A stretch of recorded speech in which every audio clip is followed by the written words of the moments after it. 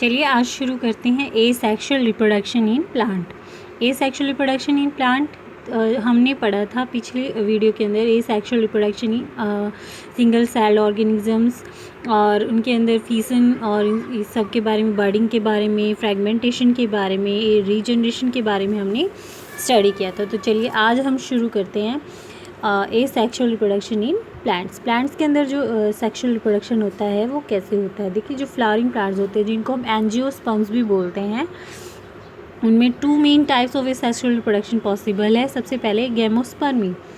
गैमोस्पर्मी क्या होता है? The formation of embryo without fertilisation. अगर एम्ब्रियो का फॉर्मेशन हो बिना किसी फर्टिलाइजेशन के तो उसे बोलते हैं ये गैमोस्पर्मी। अब ये गैमोस्पर्मी जो है वो 3 टाइप्स में होता है, जैसे डाइप्लोस्पोरी, एडवेंटेटिव स्पोरी और थर्ड एपोस्पोरी। डाइप्लोस्पोरी क्या होता है? Mega gametophyte arises from cell. मतलब कि अगर एक सिंगल सेल से अराइज हो mega gametophyte, mega means large, gametophyte means phyte होता है प्लांट, जहाँ पे भी फाइट का वर्ड यूज़ हो मीन्स प्लांट। तो अगर मेगा गैमेटोफाइट जो होता है यानी कि एक लार्ज प्लांट अराइज हो फ्रॉम अ सेल तो उसे बोलते हैं डाइप्लोस्पोरी। उसके बाद एडवेंटिव एम्ब्रियोनिक। ठीक है, एडवेंटिव एम्ब्रियोनिक क्या होता है? The process of embryonic development without fertilisation. के एम्ब्रियोनिक डेवलपमेंट का मतलब होता है कि एम्ब्रियो पूरी तरह से डेवलप होता है, उस पूरे प्रोसेस, अगर कोई प्रोसेस पॉसिबल हो ऐसा विदाउट फर्टिलाइजेशन तो उस प्रोसेस को नाम देते हैं एडवेंटिव एम्ब्रियोन। अब थर्ड है एपोस्पोरी। एपोस्पोरी का मतलब होता है कि अगर कोई किसी भी तरह का spores means to embryon arises हो from some other nucellus cell. ठीक है, अगर किसी न्यूसेलस सेल से अराइज हो तो हम उसे बोलते हैं एपोस्पोरी। और ये इससे भी बेटर आपको अगर डेफिनेशन मिले कहीं से तो आप उसे भी अपनी नोटबुक में, नोट्स में ऐड कर लें प्लस करके। तो देखो, ये आपकी नॉलेज को डबल बनाएगा। मेरे पास कोई बुक अवेलेबल नहीं है जिस कारण से मैं कोई आपको 2 या 3 डेफिनेशन एग्जैक्टली बता नहीं पाऊँगी। तो जो मुझे पता है मैं आपको वही समझा रही हूँ। इसके बाद आप देखिए वेजिटेटिव प्रोपेगेशन। देखिए, वेजिटेटिव प्रोपेगेशन क्या होता है? Propagates by a part of their body other than a seed. देखो क्या होता है कि अगर कोई प्लांट है वो प्रोपेगेट करे अपने बॉडी के किसी भी पार्ट से, बस शीड को छोड़ के अगर किसी भी बॉडी पार्ट से अराइज होता है, कोई भी वेजिटेटिव पार्ट से अराइज होता है, कोई भी प्लांट न्यू बनता है, न्यू प्लांट फॉर्म होता है तो उसे हम बोलते हैं वेजिटेटिव प्रोपेगेशन। एक वर्ड आपने सुना होगा प्रोपेग्यूल। प्रोपेग्यूल क्या होता है? वो स्ट्रक्चरल यूनिट दैट इज एम्ब्लियोड, ठीक है, in place of शीड for the propagation of new plant. देखो, अगर एक ऐसी स्ट्रक्चर यूनिट जो कि शीड की जगह पे यूज़ होती है न्यू प्लांट फॉर्मेशन करने के लिए, तो उसे हम उस वर्ड यूज़ करते हैं, एक वर्ड यूज़ करते हैं जिसको बोलते हैं प्रोपेग्यूल। ठीक है, जैसे मैंने यहाँ पे बताया कि कोई भी बॉडी पार्ट, प्लांट का कोई भी अदर बॉडी पार्ट जो शीड की जगह यूज़ होता है तो उस पार्ट को हम बोल सकते हैं प्रोपेग्यूल। नाउ इन एंजियोस्पर्म, अभी मैंने बताया था स्टार्टिंग में, तो फ्लावरिंग प्लांट जो होते हैं उनको दूसरी वर्ड में बोल सकते हैं एंजियोस्पर्म्स। ठीक है, एंजियोस्पर्म में क्या होता है? Any part of the plant, जैसे कि रूट है, स्टेम है, लीव्स है, वो यूज़ की जा सकती वेजिटेटिव प्रोपेगेशन के लिए। अब हम बात करेंगे सम अदर रिप्रोडक्टिव स्ट्रक्चर्स के बारे में जो आपने मतलब सुना होगा, अपनी बुक्स के अंदर देखा होगा। ज़ूस्पोर्स जो होते हैं वो एक्वेटिक फंजाई या क्लाइमेडोमोनास के अंदर होते हैं। कॉनिडिया जो होते हैं वो पेंसिलियम के अंदर पाए जाते हैं। ये इस तरह से कॉनिडिया की हेल्प से क्या करते हैं? एसेक्सुअल रिप्रोडक्शन करते हैं।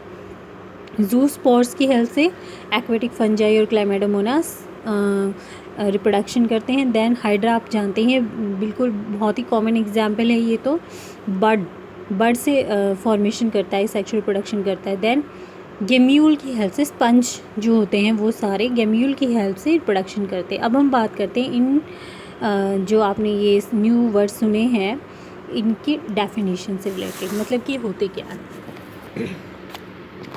देखिए जू स्पोर्स क्या होते हैं, motile asexual spores of green growth parasites etcetera. Motile का मतलब होता है जो मूवमेंट कर सकें। एसेक्सुअल स्पोर्स होते हैं ये। एसेक्सुअल स्पोर्स का हम जानते हैं single parent is required to reproduction. तो स्पोर्स होते हैं इस तरह की, इनकी बॉडी शेप होती है कुछ, ठीक है। तो मुझे जहाँ तक एग्जैक्टली ध्यान है ये इसी तरह की स्ट्रक्चर होते हैं, इनको हम बोलते हैं जू स्पोर्स। आप जानते हैं, फिर से बता रही हूँ, मोटाइल होते हैं।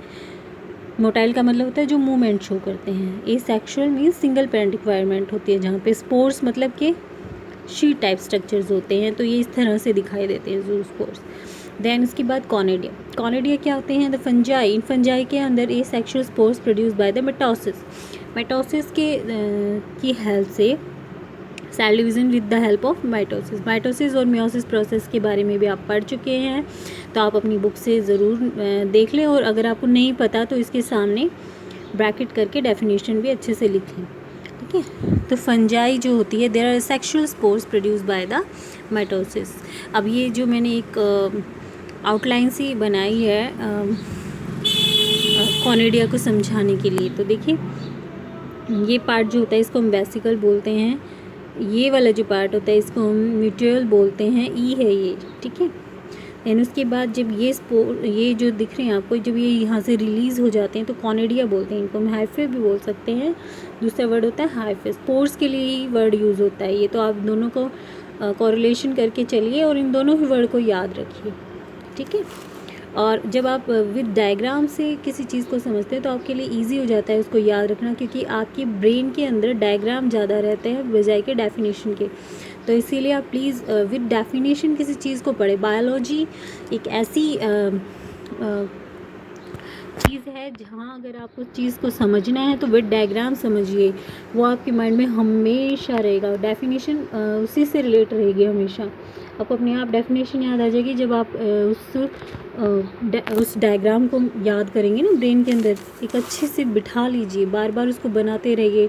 इससे आपको अच्छे से ध्यान रह जाएगा कि मैम ने ऐसे कुछ बताया था, यस। और फिर उसके बाद डेफिनेशन भी आपको आराम से ध्यान आ जाएगी।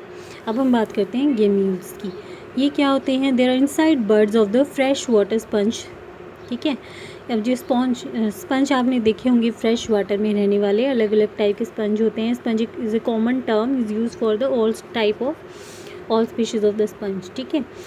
तो ये जो होते हैं ये inside buds of the fresh water sponge होते हैं। ये क्या होते हैं, दे पोज ड्राउट, सूखा जो होता है उससे, हाई टेम्परेचर से, फ्रीजिंग से और एब्सेंस ऑफ ऑक्सीजन से अपोज होते हैं। अपोज का मतलब होता है उल्टे होते हैं, ठीक है। अपोज मतलब जो जिस चीज़ का विरोध करें। गेम्यूल्स इस तरह से दिखाई देते हैं। ये इसकी इनर मेम्ब्रेन होती है, ये इसकी आउटर मेम्ब्रेन है। देन ये इसके अंदर जो ये गोल गोल स्ट्रक्चर होते हैं आर्केड साइट्स बोलते हैं, साइट्स मीन सेल्स होता है, आउटर और इनर मेम्ब्रेन्स। ये माइक्रोपाइल होता है जो इसका माउथ टाइप स्ट्रक्चर होता है आउटर, तो इसको हम बोलते हैं माइक्रोपाइल, ठीक है। तो ये इस तरह की आप ये नोट्स भी देख लीजिए, इनको नोट डाउन कर लीजिए, प्लस जो आपको अच्छी डेफिनेशन पता है आप वो भी साथ में इसके साथ नोट डाउन कर लीजिए। तो चलिए आगे बढ़ते हैं।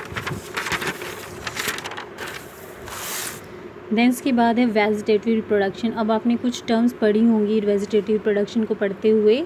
रनर, सबसे पहले रनर देखो, स्ट्रॉबेरी और एक होता है जोएसिया, ये टाइप की ग्रास होती है जोएसिया। ये तो इनके अंदर आपको रनर फॉर्मेशन देखने को मिली होगी, जिसकी रनर की हेल्प से वेजिटेटिव रिप्रोडक्शन होता है। ये क्या होता है, it is a soft and thin stem होती है।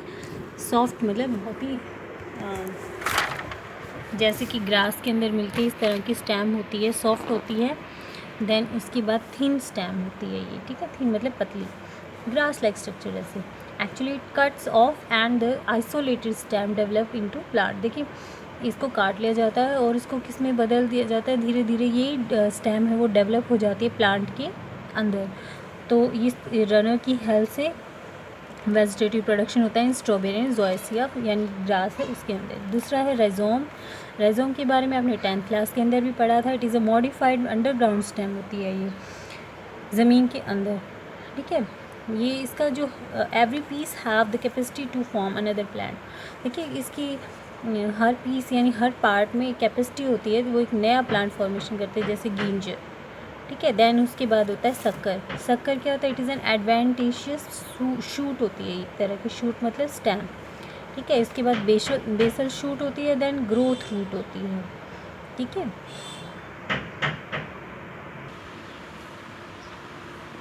चलिए अब नेक्स्ट पॉइंट है सक्कर। सक्कर क्या होता है? It is a adventitious shoot. Adventitious shoot होती है, या फिर आप मान लीजिए एक बेसल शूट होती है, एक रूट ग्रोथ, ठीक है। तो मतलब कि इस तरह से ग्रोथ होती है यहाँ पे, जैसे मैंने आपको डायग्रामेटिकली मेंशन कर रखा है। सक्कर कई तरह की होती है। इस तरह से जो अपर पार्ट पे होती है उसको हम क्राउन बोल देते हैं, जो इधर होती है उनको हम डाटून सक्कर बोल देते हैं, और इधर साइड में होती है तो उन्हें साइड सक्कर यानी हाफा भी बोलते हैं, HAPA, ठीक है। तो ये जो पॉसिबिलिटी होती है ये चेरी और एप्पल प्लांट्स के अंदर होती है। सक्कर एक तरह की बड होती हैं, ठीक है। जैसे it develops from a bud at the base of a tree, ठीक है। तो बेस जो होता है ट्री का उस पर डेवलप हो जाती हैं, या जैसे कि बुश या रूट से बनती हैं ये सक्कर। तो इस तरह से आप देख सकते हैं, डायग्रामेटिकली आपको समझ में आएगा बजाय कि डेफिनेशन के। तो इस तरह से ये फॉर्मेशन होती हैं। तो अपर पार्ट पे होती हैं जब प्लांट के, तो उनसे हम क्राउन नाम दे देते हैं, क्योंकि क्राउन जैसे ताज को बोलते हैं ना, ये तो ऊपर पार्ट वाले इस पर बन जाती हैं। देन इसके बाद हम बात करते हैं ट्यूबर की। ट्यूबर क्या होते हैं? ऑफसेट।